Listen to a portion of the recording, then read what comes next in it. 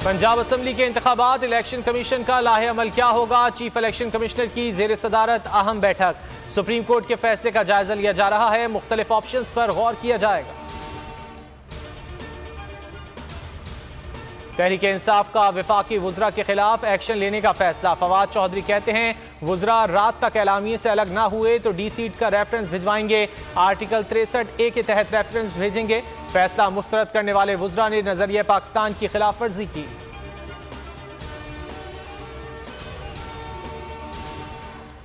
चौदह मई को पंजाब में इलेक्शन कराने का सुप्रीम कोर्ट का फैसला। पीटीआई आज यौम तशक्कुर मनाएगी। रात 9 बजे लिबर्टी चौक लाहौर पर कारकुनान जमा होंगे। इमरान खान ने अहम मुशावरती इजलास बुला लिया, फैसले को खुशाइन करार दिया। वीडियो लिंक खिताब में कहा हमारी जिम्मेदारी है सुप्रीम कोर्ट के साथ खड़े हों।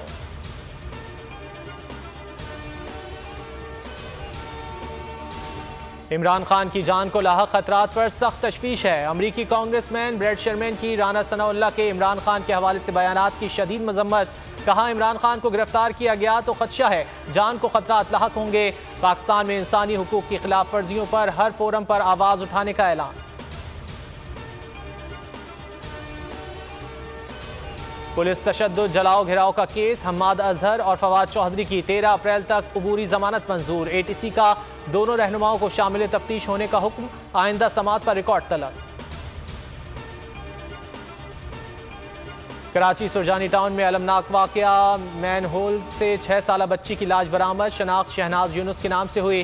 गुज़िश्ता शाम इफ्तारी से पहले घर से निकली थी, उसके बाद से लापता थी। लवाहिकीन का कहना है बच्ची की लाश का पोस्टमार्टम कराया जाएगा। पुलिस का कहना है बज़ाहिर लगता है बच्ची के साथ ज्यादती नहीं हुई, वाकया हादसाती है।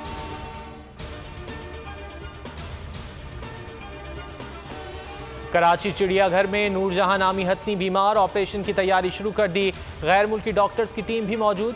टीम में 4 वेटनरी डॉक्टरों समेत 12 अरकान शामिल। गवर्नर सिंध का डायरेक्टर चिड़ियाघर के खिलाफ कार्रवाई का फैसला। खालिद हाशमी सुबह से गायब। अगर आपको ये वीडियो पसंद आए तो लाइक पर क्लिक करें। तो नजर आ रहा है सामने लिखा हुआ है जुल्म मिटने के लिए 2 चीजों से मिटेगा भाई। एक, अदल की कुर्सी पे जो लोग बैठते हैं ना, वो अदल के हिसाब से फैसले करने लगे। दूसरा, कौम निकल खड़ी हो जुल्म के खिलाफ, तो जुल्म खत्म हो जाएगा। या इन दोनों में से कोई एक चीज हो जाए या दोनों हो जाए। अगर 420 का मुकदमा था, उस वक्त अदलिया में जो लोग बैठे हुए केस देख रहे थे, वो पूछते ना यार चीट हुआ कौन है। जब उनको दिखता कोई चीट नहीं हुआ, केस खत्म कर देते। तो जालिम जुल्म कर ही नहीं पाता। 9 जजेस ने नोट बिफोर किया मेरे केस को यार, 1.5 साल चला।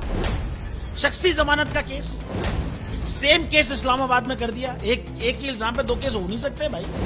मतलब 60 दिन का वक्त होता है। 102 दिन के बाद मैं जीत गया, केस बरी हो गया। 102 दिन के बाद अपील फाइल की, एक्सेप्ट कर ली। नहीं करते ना एक्सेप्ट, खत्म हो जाता ना जुल्म यार। भरी अदालत में मुझे बरी कर दिया, फिर पता नहीं क्या हुआ 2.5 घंटे बाद का नोट बिफोर। मैं नहीं सुनता ये केस, खड़े रहते अपने फैसले पे, मिट जाता जुल्म। अल्लाह ताला ने बिठाया इस कुर्सी, इन कुर्सियों पे इनको यार, ये अल्लाह ताला की तरफ से फैसले करने हैं। तो या तो ये फैसले आएंगे, जुल्म मिट जाएगा, या कौम खड़ी हो जाएगी जुल्म के खिलाफ। सुप्रीम कोर्ट के मंसूर अली शाह साहब जस्टिस एक ऑर्डर पास किया उनकी बेंच, और उस ऑर्डर के अंदर उन्होंने बड़ा क्लियर बता दिया कि जी बरियत की जो दरखास्तें हैं वो कब कब लगेंगी। उसमें से एक वजह उन्होंने बताई कि जी जब कोई क्राइम ही ना हुआ हो तो बरी कर दें, ताकि अदालतों पे बोझ ना रहे, वो केसेस चलते ना रहे। सुप्रीम कोर्ट ये मिसालें कब बनाएगा ऐसे लोगों के खिलाफ जो इस तरह की एफआईआर काट रहे हैं, वैसे ऑफिसर्स, और ऐसे लोग जो इस तरह के केसेस को जजेस चला रहे हैं।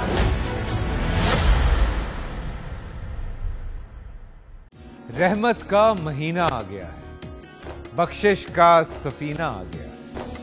होगी मुलाकात उलमाए दीन से, जो देंगे इत्तेहादे बैनुल मसालिकीन का दर्स।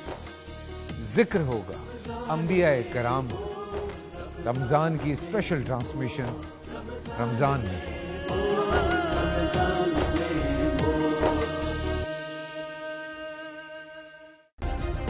सब्सक्राइब करें और बेल दबाएं ताकि कोई खबर रह न जाए।